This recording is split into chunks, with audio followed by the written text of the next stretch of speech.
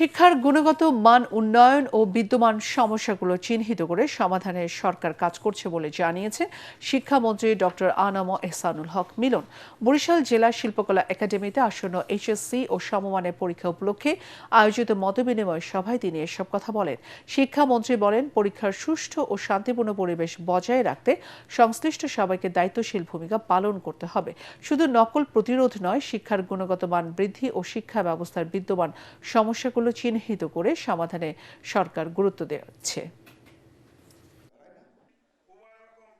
Question out হতে দেওয়া যাবে না, হলে পরে কঠিন পানিশমেন্টের ব্যবস্থা করা হবে।